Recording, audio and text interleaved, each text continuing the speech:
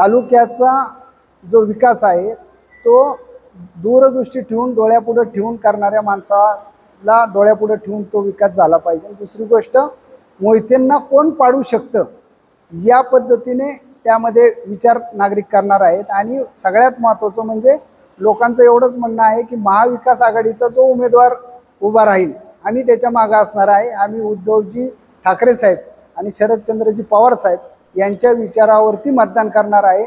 उमेदवार आता किती झालेत याला आम्हाला काही घेणं देणं नाही आहे। त्यामुळे त्याच विचारावर निवडणूक जाईल आणि मोहिते पाटलांच्या विरोधात 1,16,000 ते 1,25,000 मतं असल्यामुळे मोहिते पाटील आता ही जी मतांची गडबड करत चाललेले आहेत 30-35 हजार 40 हजारने जे बॅकला आहेत तो बॅकलॉग भरून काढायचा जो प्रयत्न करतायत तो त्यामुळेच करतायत, कारण त्यांना अनेक निवडणुकीचा अनुभव आहे। अजित पवार तुमच्या यात्रेला तेवढं आव्हान देणार असं चर्चा आहे, कसं पाहताय सगळं? माझी ते अशी मानसिकता आहे की या तालुक्यातून जे जनतेचा प्रतिसाद आहे तो सन्माननीय उद्धवजी ठाकरे साहेब आणि सन्माननीय पवार साहेब यांनाच आहे आणि तो खासदारकीच्या निवडणुकीमध्ये आपण सगळ्यांनी पाहिलेला आहे।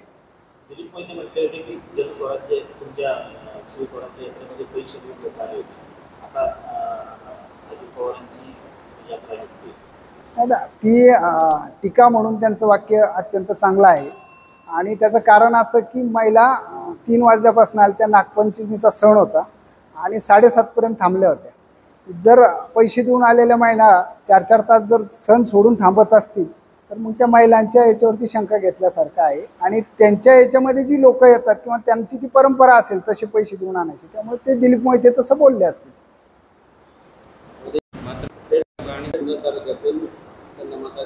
कमी झाला जबाबदार त्यांचे समर्थक असतील का आणि त्याचा फायदा तोटा तुम्हाला किंवा त्यांना काय होईल भविष्यामध्ये विधानसभेला? त्यांचा पंचायत समितीचा एक इमारतीचा वाद होता, आढळराव पाटील दिलीप मोहिते, ती इमारत चालू असताना आता दुसरी एक इमारत प्रशासकीय म्हणून 21-22 कोटीची काहीतरी मंजुरी झालेली, त्या संदर्भात पण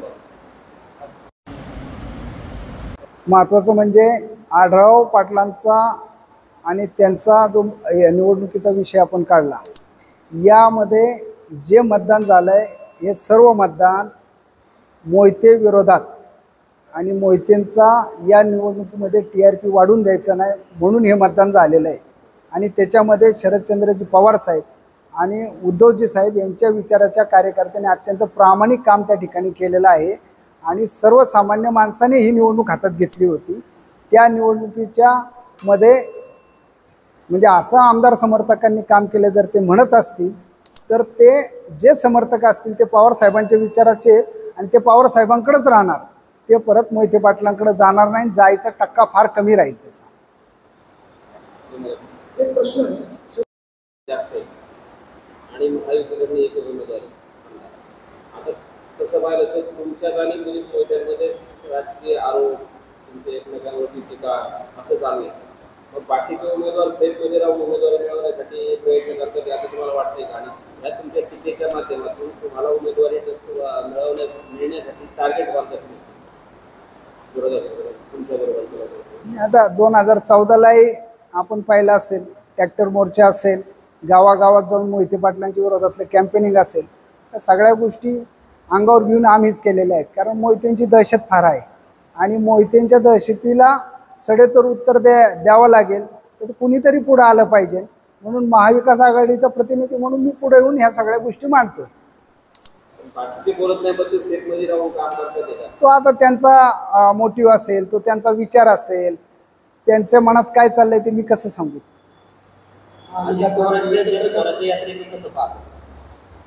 अजित पवारांची जनस्वराज्य यात्रेला खेड तालुक्यामध्ये जेवढा अपेक्षित आहे तेवढा रिस्पॉन्स मिळणं मला वाटत नाही मिळेल म्हणून। आणि त्या ठिकाणी आता हे लोक कसे लोक आणतायत त्याच्यावरती आपण त्यावेळेस बोलू। ती फक्त चर्चा होती। सचिन भाऊंचं माझं बोलणं जे झालं ते आम्ही एका विषयामध्ये एकत्र आलतो त्यावेळेस झालं, पण भाऊंनी मला विचारलं होतं की तुम्ही आमदारकीची निवडणूक लढण्यामध्ये इच्छुक आहात का?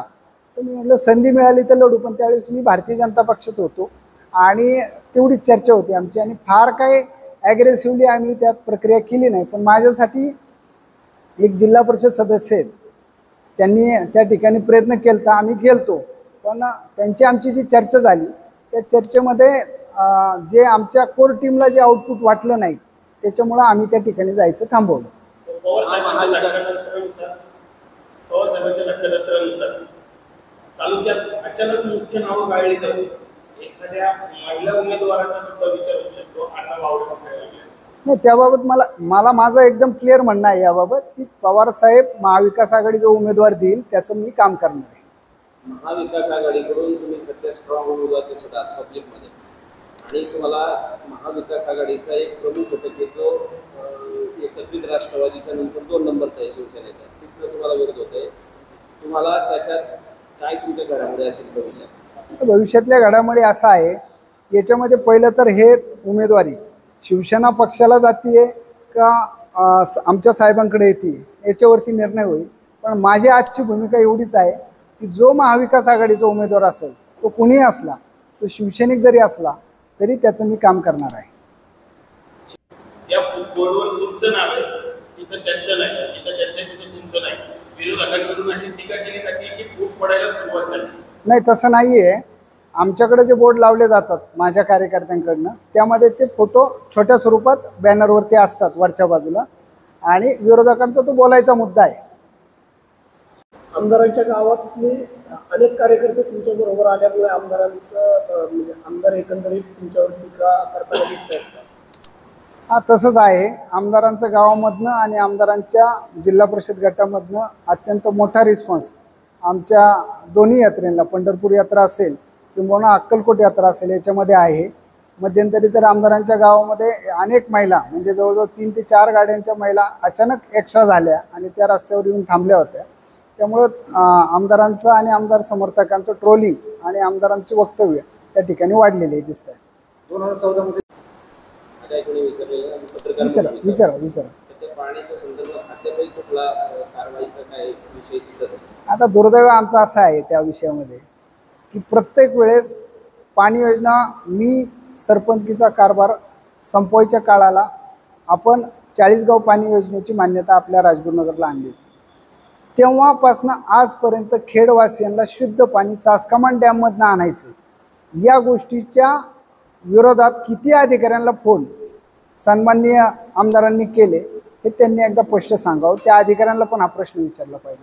आज ती पाणी योजनेचं जे काम आहे ते फक्त एक्सप्रेस फीडरचं काम झाल्यावरती ते 24 तास पाणी आपल्याला मिळणार होतं.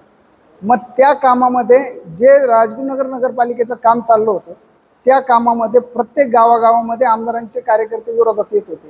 ते कशासाठी येत होते? आणि आज ते सगळं काम पूर्ण झालं, 2.5 वर्ष झाले. जेव्हा जेव्हा सन्माननीय आमदार साहेबांच्या हातात कारभार आला की ते काम स्टॉप होते. तुम्ही क्रमवारी बघा, मधल्या 2.5 वर्षात त्यांच्याकडे सत्ता नव्हती, काम वेगाने चाललं, टाकीचं तिथलं सगळं खर्च, त्याचे फंड, त्याचं लाईट बिल, ते सगळं कामकाज पूर्णपणे झालं. 2.5 वर्षांनी कामकाज म्हणजे सन्माननीय आमदार साहेबांची सत्ता आली, तिथून पुढं ते स्टॉप झालं. परत पुढं भाजपकडं आल्यानंतर ते रनिंग झालं. ज्यावेळेस मी मुलाखत केली, आजही ते काम कंप्लीट आहे. ओपनिंग आणि उद्घाटन ते का करत नाहीत? बरं, आता कसं आहे, आमदारां जे काय होईल ते माझ्याच कोंबड्याने पाठ होणार, त्यामुळं अधिकारी त्यामध्ये पुढं सरसावत नाहीत. आता पाणी शुद्ध चालू आहे, त्या ठिकाणी जे कनेक्शन काढले होते ते कनेक्शन पूर्णपणे जे कनेक्शन देणाऱ्या कॉन्ट्रॅक्टरचे 2.5-3 वर्ष पडल्यामुळं ते फेल गेलेत. त्याचं चेकिंग करून ते कनेक्शन परत रिवाईज करायचं काम कोणाचं आहे? सिओनचं आहे. दुसरी गोष्ट, त्याच्यामध्ये जे ठराव लागतात, त्याच्यामध्ये काय फंडिंग पाहिजे, हे करण्याचा अधिकार कोणाला आहे? प्रांतांना आहे. 2.5 वर्ष प्रशासक त्या ठिकाणी काम करतोय. त्या प्रशासकाला ऑपरेटर करायची जबाबदारी ही या विद्यमान आमदारांची आहे. त्यांनी त्या कामात ते कमी पडतात, कारण त्यांची इच्छा नाही खेडवासियांना शुद्ध पाणी मिळावं. सत्ता तुमच्याकडे होती, तुमच्या भाजप असेल किंवा तुमचा मित्रपक्ष असेल, त्या काळात जी काही उभे राहिले होते स्पष्ट शब्द मुख्यमंत्र्यांचा शब्द वापरला, त्या संदर्भात त्यांनी टीका केली. त्यावेळेला नाही पाहिलं सत्तेत असताना, आणि नंतर बाकीचे तुम्ही हे उचापती करताय अशा पद्धतीने त्यांचं बोलणं, त्यावर काय? याच्यावरती मी आपल्याला एकदम या ठिकाणी आपली जी तहसील कचेरी आहे 82-85 गुंठ्याची जागा आहे. या जागेचा सध्याचा 2.5 वर्षामधला मालक जो कोण आहे या तालुक्याचे आमदार आहेत. कारण नगरपालिका नाही आणि कारभारी म्हणून त्यांचं काम आहे. सगळ्यात महत्त्वाचं म्हणजे तहसीलदार कचेरीच्या परिसरामध्ये मोठं पार्किंग घेऊन त्या ठिकाणी सुलभ शौचालय आणि या गोष्टी उपलब्ध करून देणं हे आमदारांचं कर्तव्य आहे. ज्या मुतारीसमोर मी उभा राहिलो, ज्या पानपोईसमोरचे मी विषय घेतला, त्या गोष्टी रोटरी क्लबच्या माध्यमातून आणि मी सरपंच असताना मी केल्यात हे मी त्या स्टेटमेंटमध्ये सांगितलेलं आहे. आता 7.5 वर्ष भारतीय जनता पक्षाची जरी सत्ता असेल तरी मी आमदार नाही आहे. मी जिल्हा परिषद सदस्य कुठं होतो, वाशर नाही पडलो होतो. राजगुर नगरपालिकेमध्ये आमचा कारभार असेल, सत्ता असेल तर त्यावेळेस व्यवस्था आणि स्वच्छता आम्ही ठेवली. जे झालेलं काम आहे तिथं त्याच्यामधल्या किरकोळ मुतारीचे जे थोडेसे ते भांडे असतात ती बसवणं आणि त्याची स्वच्छता टिकवणं हे नगरपालिकेचं काम आहे. पण नगरपालिकेमध्ये जो कारभार चालतो तो प्रांत साहेबांच्या माध्यमातून, नगरपालिकेच्या माध्यमातून चालतो. याचा अधिकारी कोण आहे, यांना जाब विचारणं कोण आहे ते तुम्ही आहात. मग नगरपालिकेचं एखादी क्रेडिटेबल काम आलं तर ते तुम्ही घ्यायचं. तहसीलदारची आता लाडकी बहीण योजना आहे तर त्या सगळ्या मग तुम्ही तुमच्या बायकोनी जाऊन त्या ठिकाणी योजना राबवायच्या. मग त्यावेळेस सत्ता तुमची आहे हे तुम्ही जाणून देता आणि मग इतर वेळेसमध्ये त्या ठिकाणी येणाऱ्या माता भगिनींना ज्या सेवा उपलब्ध पाहिजेत त्याच्याबाबत तुम्ही काम का करत नाही? बरं, त्यामध्ये त्या ठिकाणी 7-8 कोटीचं मोठं पार्किंग आणि जी त्या ठिकाणची तहसील कचेरी आहे, रजिस्टर ऑफिस इकडे तिकडे, आता चांडवलीला रजिस्टर ऑफिस आलं आहे, एक ऑफिस चाकणला आहे. तर मग त्या ठिकाणची रजिस्टर कचेरी, मोजणी ऑफिस सगळे एका ब्लॉकमध्ये भरले तर त्या ठिकाणच्या व्यावसायिकाला मार्ग निघेल. याच्यावरती आपण अजिबात काम करत नाही. आणि मुळातच 15 वर्ष तुम्ही सत्तेत असताना माझ्यासारख्या जिल्हा परिषद सदस्याला असा प्रश्न विचारणं हा म्हणजे थोडासा हास्यास्पद विषय आहे. परंतु तुमच्या गटामध्ये इच्छुकांची जास्त संख्या दिवसेंदिवस दिसायला लागली आणि जो ज्या पद्धतीने शक्ती प्रदर्शन करण्याचा प्रयत्न करतो त्या दिवशीच्या मेळाव्यात देखील तेच दिसलं. हे आगामी निवडणुकीच्या दृष्टीने हे पक्षाला घातक आहे असं वाटत नाही? नाही, निश्चित. त्यामुळे तर मी त्या मेळाव्यामध्ये माझ्या समर्थकांना विनंती केली की आपण कुठल्याही पद्धतीने त्या ठिकाणी आपल्यामध्ये समर्थन करू नये आणि यामध्ये याचा फायदा कोणाला होणार आहे या सगळ्या गोष्टीचा तो मोहित्यांकडे सरकताना दिसतो. पण एक आहे की पक्षाकडे जास्त इच्छुक असणं हे देखील चांगलं आहे, कारण प्रत्येकाचं कॅम्पेनिंग स्वतंत्र चालल्यामुळे तालुक्यामध्ये मोहिते विरोधात लाट देखील त्यामुळे तयार होत आहे. तुमच्याकडून ते अतिशय लोकांच्या निर्णयाच्या वेळेला तुमच्याकडून बदल झाला असं त्यांचं म्हणणं आहे? नाही, शिवसेनेच्या प्रवेशाची घटना मी आपल्याला वारंवार आढराव दादांनी पण या विषयावरती बोललेले आहेत. खरं तर ती आढराव दादा आणि माझ्यातली चर्चा होती म्हणून मी बाहेर कुठं शेअर करायची नाही म्हणून केली नाही. पण आज आपल्या माध्यमातून ती घटना देखील शेअर करतो. माझा प्रवेश हा 5 तारखेला ठरला होता आणि तो सन्माननीय उद्धव साहेबांच्या हस्ते ठरला होता. याची तारीख देखील मला आढराव दादांनी त्यावेळेस म्हणजे 2014ला त्या ठिकाणी दिली होती. पण त्याच्या अगोदर तालुका शिवसेनेचे काही पदाधिकारी जे तालुका अध्यक्ष पदावर होते म्हणजे गणेश सांडवर वगैरे ही लोक माझ्याकडे आली आणि त्यांनी मला काही गोष्टींच्या सूचना केल्या की तुम्ही आत आले तर तिकीट मिळणार, मग त्यामध्ये तुम्हाला आमच्या बाबतीत काही गोष्टी कराव्या लागतील. तर या गोष्टी जर त्या नाही झाल्या तर आम्ही तुम्हाला कडाडून विरोध करू आणि एखाद्या पक्षात जाताना आपल्याला विरोध नको या भावनेतूनच मी आढराव दादांकडं लगेच त्या दिवशी संध्याकाळी गेलो. त्यावेळेस माझ्याबरोबर संभाजीराव मेदगे होते आणि शिवाजी दादा होते शिंदे.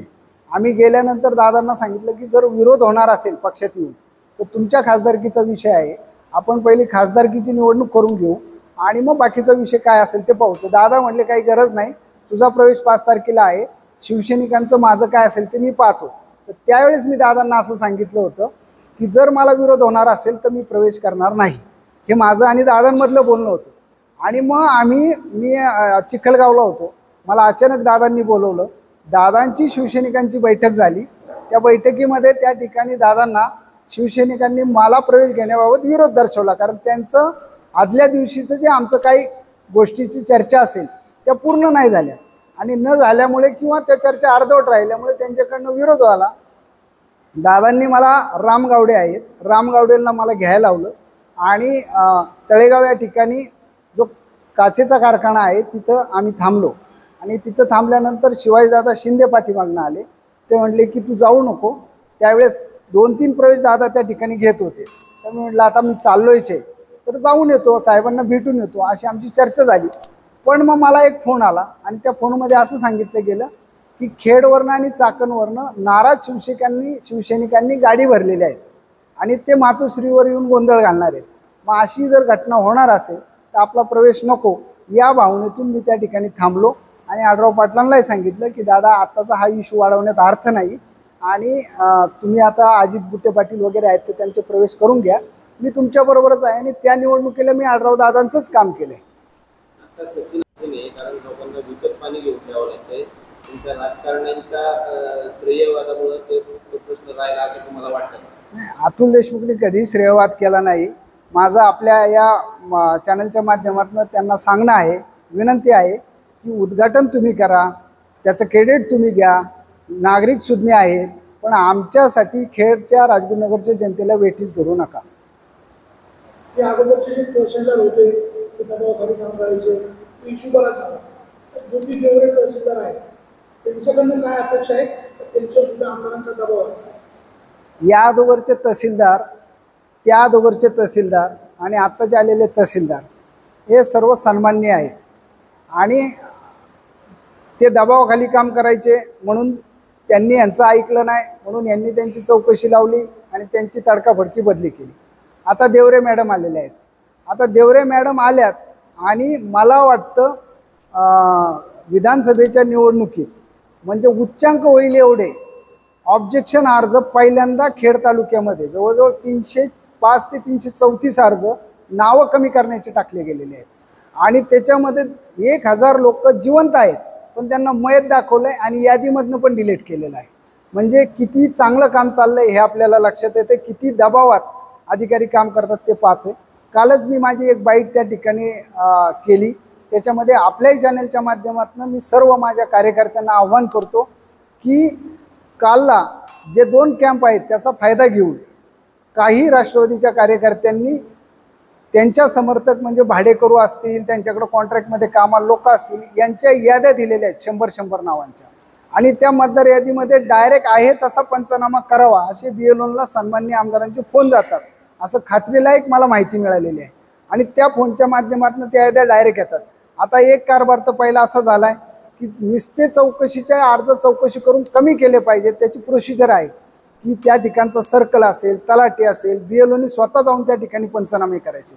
बरं ते न करता नुसते अर्ज आलेत, 8 तारखेला अर्ज हजर झाले, 7 तारखेला त्यांच्या ताब्यात दिलेत, 8ला कारवाई झाली, 6ला कारवाई झाली, त्याच्या अगोदर 2 दिवस दाखल झालेत आणि लगेच ते डिलीट झाले. म्हणजे 8 तारखेला आम्ही याद्या पाहतोय तर त्यामध्ये ते अर्ज पूर्णपणे त्या लोकांची नावं गायब झालेली आहेत आणि 35,000 मतं कमी केली जातात आणि 10,000 मतं जे लावायचं प्लॅनिंग चाललं आहे हे आपल्या सगळ्यांच्या लक्षात येईल की यामध्ये तहसीलदार असेल, त्यांचे BLO असतील, ते जे अधिकारी आहेत ते पारदर्शक काम करत नाही, दबावाखाली करतात.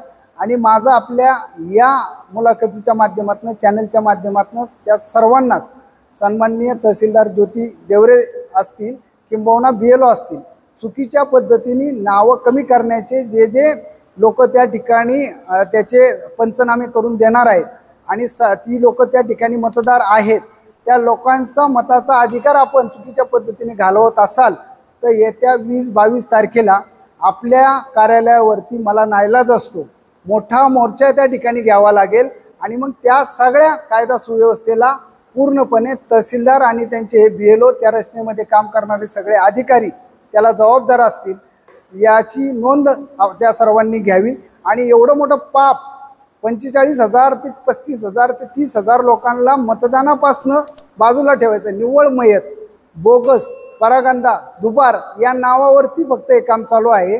तर त्या माणसांना फोन करून तुम्ही विचारलं पाहिजे की बाबा तुझं मत कुठं ठेवायचं आहे, तुझं मत कमी करायचं का नाही, आणि याचं पूर्ण प्रोसिजर आहे. तर हे घाईघाईने जे काम चाललंय हे निव्वळ लोकशाहीला काळीमा फासणारं आहे. सुरेश बोरेंचा उल्लेख सुरेश बोरे काय नक्की हे आहे शिवसैनिकांमध्ये नाराजी निर्माण होणं साहजिक आहे. खरं तर ते वक्तव्य जे झालेलं आहे ते आमच्यातला एक सदस्य बोलल्यानंतर त्या वक्तव्यावरती मी बोलत होतो आणि ते होत असताना निश्चित ती बोलण्यामधली माझी चूक आहे. त्यामुळं शिवसैनिक असतील, सुरेश भाऊ गोरे कुटुंबातली लोक असतील किंबहुना सुरेश भाऊंचे समर्थक असतील, त्यांना त्यामध्ये वाईट वाटणं साहजिक आहे. आणि त्या झालेल्या गोष्टीबद्दल मी या ठिकाणी शिवसैनिकांची, गोरे कुटुंबियांची, गोरे समर्थकांची आपल्या माध्यमातून माफी मागतो, दिलगिरी देखील व्यक्त करतो. खरं तर या तालुक्याचा नॅरेट सेट करत असताना हे निव्वळ दिलीप मोहिते यांच्या विरोधातलं वातावरण आहे हे समजून सांगण्यासाठी मी त्या दिवशी भाषणामध्ये उठलो. पण कार्यकर्त्यांचा जो जल्लोष झाला तो जल्लोष आणि जयंत पाटील साहेबांना जायचं होतं, त्या घाईघाईतल्या पाठीमागनं पुशअप झाल्यानंतर माझे 2-3 वाक्य त्या ठिकाणी गाळली गेली. मी सुरुवातच करताना मोहितेंना पाडायचं या उद्देशाने आम्ही सगळे एक आलेलो आहोत या भाषणाने माझी सुरुवात झाली होती. आणि त्या ठिकाणी जे रामदास ठाकूरांनी विधान केलं ते अपघाताचं जे विधान आहे त्याच्यामध्ये मला असं सांगायचं होतं, या तालुक्यामध्ये ती जी घटना घडली त्यावेळेस देखील या तालुक्यातल्या सर्व लोकांनी असं ठरवलं होतं की यावेळेस दिलीप मोहितेंना आपण निवडून द्यायचं नाही. आणि आम्ही सगळे एकत्र येऊन, त्यामध्ये रामदास ठाकूर सुरेश भाऊ गोरेंबरोबर होते, मी देखील सुरेश भाऊ गोरेंचाच प्रचार केला आणि आम्ही सगळ्यांनी निर्णय असा घेतला की आपण दिलीप मोहितेंच्या विरोधात सुरेश भाऊ गोरेंना निवडून द्यायचं. आणि त्यावेळेस आम्ही त्यांना निवडून दिलं. पण जो एक फटदिशी गेलेला चूक हा शब्द आहे त्याच्यामुळे अर्थाचा अनर्थ होत आहे आणि यामध्ये अनेक ठिकाणावरून ट्रोल केला जातो आहे आणि विशेष करून मोहिते समर्थकांकडनं याच्यामध्ये जास्त मला ट्रोलिंग केलं जात आहे. याचं कारण असं आहे की मोहितेंच्या जी या तालुक्यात चाललेली एकाधिकारशाही आहे, दादागिरी आहे, याला सक्षम पर्याय म्हणून मी उभं राहतो आहे आणि कुठंतरी त्या ठिकाणी जनसामान्याच्या मनामध्ये जातो आहे म्हणून तो अर्थाचा अनर्थ करून त्या ठिकाणी मला जास्त ट्रोलिंग केलं जात आहे असं यात माझं म्हणणं आहे. त्यावेळेस अपघाताने गोरे आमदार झाले असं तुम्ही वक्तव्य केलं, त्यावेळेस तुम्ही गणितात आखली की गोरेंची मतं किती आणि राष्ट्रवादी काँग्रेसची मतं किती, त्याच्यामध्ये तुम्ही शिवसेनेची कमी मतं दाखवली, म्हणजे शिवसेनेला कुठं तुम्ही डावलताय का? नाही, मतं मी कुठंच कमी दाखवलेली नाही आहेत, लक्षात घ्या. माझ्या कुठल्याही वक्तव्यात कोणाची मतं कमी आहेत असं मी कुठं बोललेलं नाही. त्यावेळेस तुम्ही म्हटलं की ज्यावेळेस दिलीप मोदीला पाहण्यासाठी आम्ही एकत्र आलो, सर्वजण एकत्र आलो, त्यावेळेस गोरेंची मतं आणि तुमची मतं म्हणजे तुम्ही सर्व नाही असं मी अजिबात बोललेलं नाही. गोरेंची मतं आणि माझी मतं एकत्र आली असं झालं, मी असं अजिबात बोललेलं नाही. त्याच्या बोलण्यामध्ये माझा एवढाच उद्देश होता की आम्ही सगळे एकत्र आलो आणि त्यावेळेस आपल्याला आठवतंय की शिवसेनेकडे उमेदवारी मागणारा मी होतो. त्यावेळेस मी कुठल्या पक्षात पण नव्हतो, पण उमेदवारी मागत असताना ती उमेदवारी सुरेश भाऊ गोरेंना गेली. तर ती सुरेश भाऊंना गेल्यानंतर आम्हाला उमेदवारी नाही मिळली तरी पण आम्ही देखील सुरेश भाऊंचं काम केलं आणि त्यावेळेस सुरेश भाऊ म्हटले की तुम्ही आता थांबा, तर आम्ही त्याला तयार झालो आणि त्या ठिकाणी केलं. आता मतं कोणाची कमी आणि जास्त याच्यावरती माझं कुठलं स्टेटमेंटही नाही आणि कोण कमी नाही कोण जास्तही नाही, कारण या ठिकाणी प्रत्येकजण हा मोठाच आहे आणि त्यामुळे प्रत्येक गटातून म्हणजे शिवसेना उद्धव बाळासाहेब ठाकरे या शिवसेना पक्षाकडं आणि आमच्या पक्षाकडनं निश्चित इच्छुकांची संख्या जास्त आहे. तुमच्या मागच्या निवडणुकीमध्ये तुम्ही उमेदवार होते, सुरेश गोरे स्टँडिंग आमदार होते आणि दिलीप मोहिते निवडून आले. तर तुमच्या भाषणात असं म्हणण्यात आलं की तुमची मतं एकत्र केल्यात ती जास्त आहे आणि तुम्हाला भाजपकडून थोडंसं उभं राहण्यासाठी आग्रह होता. भाजप आणि शिवसेना त्यावेळेला युती असताना तुमची उमेदवारी होती, तर शिवसेनेचा असा समज आहे त्यांच्या कार्यकर्त्यांचा, त्यावेळेला जर तुम्ही उभे राहिलेले असेल तर परत शिवसेनेचा आमदार निवडून आला असता. निश्चित एकदम बरोबर आहे, मी अपक्ष उमेदवार होतो, पण मला तत्कालीन आमचे पालकमंत्री गिरीशजी बापट साहेब, गणेश तात्या भेगडे आणि सन्मान्य बाळाभाऊ भेगडे ह्या सगळ्यांनी मला अपक्ष उभं राहण्यासाठी सांगितलं होतं. आणि ती गोष्ट ज्यावेळेस मी पक्षाचा राजीनामा दिला आणि परत मला तालुका अध्यक्ष पक्षाची जबाबदारी द्यायला गणेश तात्या भेगडे ते सगळे माझ्या कार्यालयात आले, त्यावेळेस म्हटलं पहिलं तुम्ही या गोष्टीचा खुलासा करा की मी का उभा राहिलो आहे. त्यावेळेस तर कुठली निवडणूक नव्हती, कुठल्या गोष्टी नव्हत्या, तर त्यावेळेस त्याचा खुलासा त्या ठिकाणी गणेश भेगडेंनी केला आणि त्या गणेश भेगडेंच्या खुलासाचा DP त्या ठिकाणी अनेक म्हणजे इन्स्टाला वगैरे बऱ्याच ठिकाणी शेअर्स आहे, तो आपण पाहू शकता. शिवस्वराज्य यात्रेनंतर खऱ्या अर्थानं उद्धव गट दुखावला गेलाय, सगळ्यांना तुमच्या शरद पवार गटाकडनं त्यांना काही समजूत काढण्याचा प्रयत्न केलाय का? दादा, समजूत काढण्याचा प्रयत्न हा आमच्याकडनं आतापर्यंत माझ्याकडनं तरी नाही झाला. आमचे तालुका अध्यक्ष ते त्यांच्याशी बोलतायत. पण महत्त्वाचा मुद्दा असा आहे की मी या व्हिडिओच्या माध्यमातून मी मगाशी स्पष्ट केलं, आत्ता स्पष्ट करतो की निश्चित शिवसैनिकांच्या भावना दुखणं साहजिक आहे. सुरेश भाऊ असतील, त्यांचे समर्थक असतील, त्यांचे कुटुंबीय असतील, यांच्या भावना त्या ठिकाणी दुखणं साहजिक आहे. तर ते झालेलं जे विधान आहे माझं, ते तर परत घेता येत नाही. एकदा मी काय बोललो आणि काय नाही ही सर्वसार्व ठरल. माझा उद्देश काय ही पण सर्वसार्व ठरल. मी त्यामध्ये अत्यंत नम्रपणे या ठिकाणी सांगतो की जे झालेलं विधान आहे त्याबद्दल मी मनापासनं शिवसैनिक असतील, सुरेश भाऊ गोरे समर्थक असतील, किंबहुना सुरेश भाऊंचे कुटुंबीय असतील, यांची या ठिकाणी माफी मागतो, दिलगिरी व्यक्त करतो. नाही, मागचे 14चा पण काय अजेंडा होता?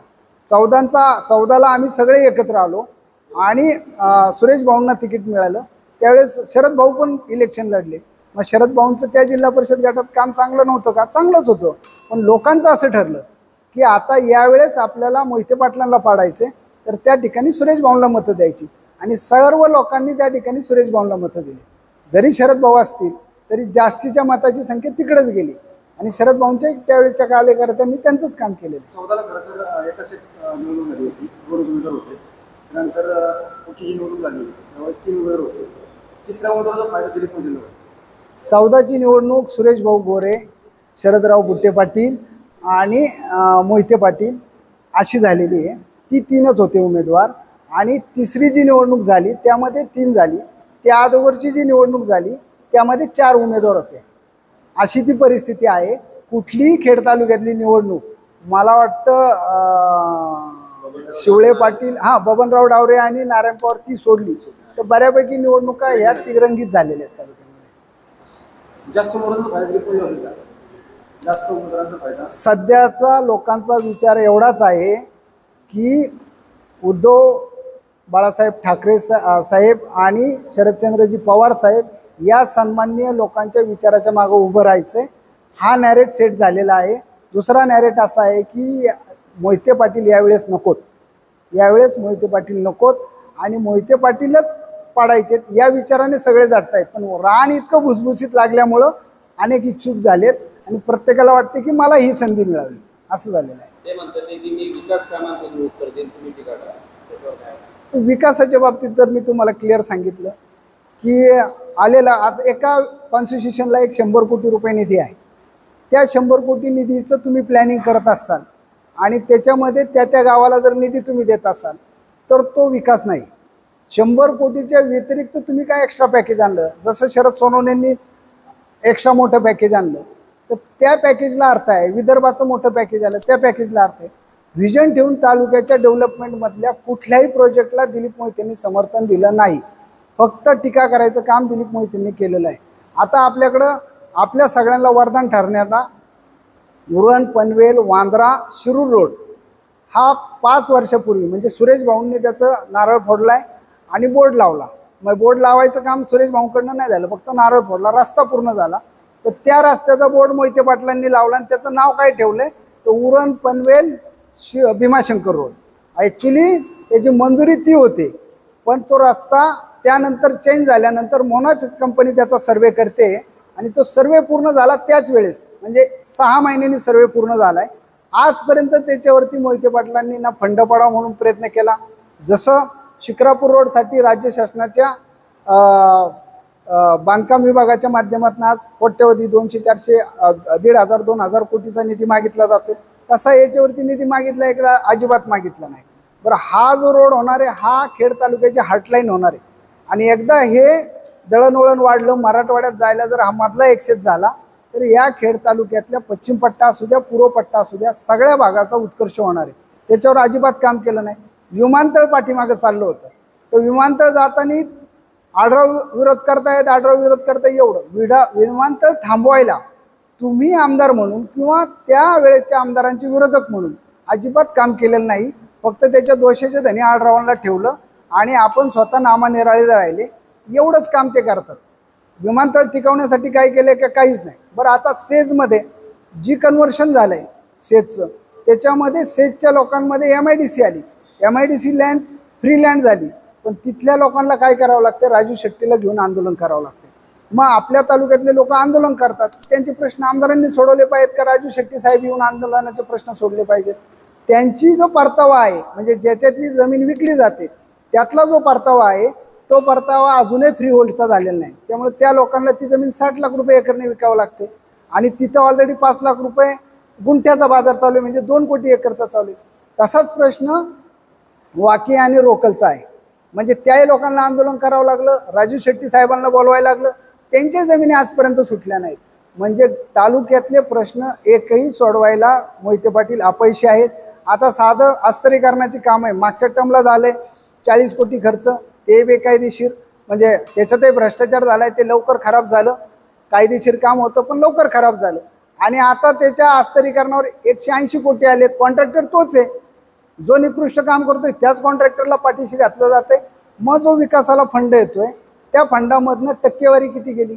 आज आपल्याकडे पाणी योजना झाल्यात, पश्चिम पट्ट्यातल्या पहिल्या जेवढ्या पाणी योजना झाल्यात त्याच्यामध्ये सौर ऊर्जेचा पॅनल तिथं धरलेत का?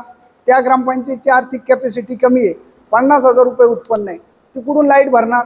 अनेक पाणी योजना या दुर्गम भागामध्ये फक्त लाईट बिल भरलं नाही म्हणून बंद पडल्यात. मग त्याला सोर्स पॅनल आपण घेऊ शकत होतो, सौर ऊर्जाचा पॅनल, आणि त्याच्यावर त्या MSCB चालू शकत होतो. अजिबात त्याच्यावर काम केलं नाही.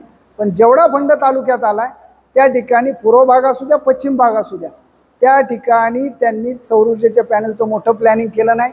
झालेली कामं ही कोणत्या कॉन्ट्रॅक्टरनी घेतल्यात त्या कॉन्ट्रॅक्टरची यादी वाचा. आमदारांचे समर्थक, आमदारांच्या कार्यकर्त्यांची संख्या मोठी आहे आणि एक वॉटर स्कीममध्ये ते 5-5, 7-7, 8-8 जण. आमदारांनी कधीही तालुक्यामधल्या टक्केवारीवरती बोललं नाही. मला तर अनेक ठेकेदारांनी सांगितलं की आमदारांच्या ऑफिसला गेले की कामं मिळतात आणि त्या ठिकाणी टक्के द्यावे लागतात. म्हणजे ही परिस्थिती आहे. मग मोठा निधी आला तर तो टक्केवारीसाठी आला का, हा बी प्रश्न आहे. त्यामुळे विकास कशाचा केला, लोकांचा केला की टक्क्याचा केला, स्वतःचं आर्थिक उत्पन्न वाढवण्याचा केला, ह्याचं उत्तर आम्ही त्यावेळेस त्यांना देऊ. महिलांच्या सहली चालू आहे, पुण्याचं काम करताना आम्हाला आनंद आहे, पण केवळ मतांवर डोळा ठेवून सहली काढतात नाही. सहलीचा विषय असा आहे की अनेक वर्षापासनं आता सांस्कृतिक विभागाच्या माध्यमातून ह्या प्रत्येक तालुक्यातनं खरं तर सहली निघाल्या पाहिजेत. पण इलेक्शनबद्दल अनेक उदासीनता महिलांमध्ये आहे. दुसरी गोष्ट, महिलांची इच्छा अशी होती की कधी आम्ही कायम काबाड कष्ट करत घरात असतो आणि त्यातनं बाहेर पडायची संधी मिळत नाही. म्हणून आमच्याकडच्या काही महिलांनी सुचवलं की दादा आम्हाला पंढरपूरला जायचं आहे, दादा आम्हाला अक्कलकोटला जायचं आहे. काहींचं म्हणणं आहे की महालक्ष्मीला पण जायचं आहे आणि काहींचं म्हणणं आहे वणीला पण जायचं आहे. तर त्या दृष्टिकोनातून महिलांनी मागणी केली आणि मग पहिल्या काही गाड्या दिल्या गेल्या. मग त्या गाड्या दिल्यानंतर त्यांना दिल्या आणि आम्हाला नाही दिल्या, या उद्देशाने ते चालू झालं. निश्चित आम्ही आमचं स्वतःचं त्यामध्ये हे तर करतोयच की आम्ही काम करणारी लोक आहोत, त्या ठिकाणी आम्ही तुमच्या उपयोगी पडू आणि आम्ही असं कायमस्वरूपी करत राहू, याची प्रेरणा तुमच्याकडनं मिळत राहील, या दृष्टीने आम्ही ते काम करतोय. आम्हाला राजकीय बेनिफिट पण त्यातनं मिळणार आहे, हे पण तितकंच सत्य आहे. पण महिलांना एवढ्या मोठ्या प्रमाणावरती कधी नेलं गेलं नाही. आणि दुसरी गोष्ट, या ठिकाणी आमच्या सगळ्यांची उद्देश एकच आहे की त्या ठिकाणी आध्यात्मिक वारी त्या ठिकाणी झाली पाहिजे. त्या दृष्टिकोनातून आम्ही पंढरपूर यात्रा चालू केली. मग अनेक स्वामी समर्थांच्या भक्त महिला आल्या आणि आपल्या इथं 2-3 केंद्र पण चालतात. त्यांचं म्हणणं होतं की अक्कलकोटला न्या. आता खरं तर याऐवजी महिलांना डायरेक्ट एखादं मोठं गिफ्ट देणं पण परवडतं, कारण तब्बल 1000 रुपयाचा 1000 रुपयाच्या आसपास त्याचा खर्च आहे एका महिलेचा. मग ते मोठं गिफ्ट देऊन पण आम्ही मतच मागायची म्हटलं तशी मागितली असते ना महिलांना डायरेक्ट काहीतरी. पण आम्ही धार्मिक यात्रा जी करतोय त्याच्यामागे आमचा उद्देश हा निव्वळ धार्मिकतेचा आहे, पण त्यामध्ये आम्ही आमचा स्वतःला त्या ठिकाणी प्रमोट देखील करत आहे.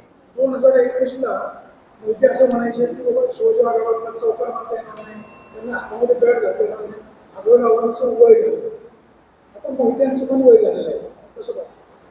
त्यांनी तर स्वतः पाठीमागच्या निवडणुकीला सांगितलंय आणि जे सांगत होते विधान त्यावेळेस ते अक्षरशः डोळ्यातून पाणी काढत होते आणि त्यावेळेसच ते सांगत होते. त्यांचं समाधान झालं त्यावेळेस की त्यावेळेस त्यांनी सांगतानाच सांगितलं की मी आता पुन्हा लढणार नाही. आता मध्ये एक कार्यकर्त्यांची बैठक घेतली आणि त्याच्यामध्ये त्यांनी सांगितलं की माझे कार्यकर्त्यांना कोणी इच्छुक असतील तर त्यांनी पुढे येऊन सांगावं, मी त्याच्यासाठी थांबल. बाहेरच्या लोकांसाठी मी थांबणार नाही. तर याच्यामध्ये त्यांच्या कार्यकर्त्यांना माहिती आहे इच्छुक झाल्यावरती काय होतं खेड तालुक्यामध्ये. मग त्याच्यामध्ये पोलीस काय करतात, महसूल काय करतंय, मोहित्यांची बाकीची यंत्रणा आहे ती काय करते. या दहशतीपुढं त्यांचा कोणताही कार्यकर्ता जाणार नाही याची त्यांना खात्री आहे. त्यामुळे मग इच्छुक ते एकमेवच आहे.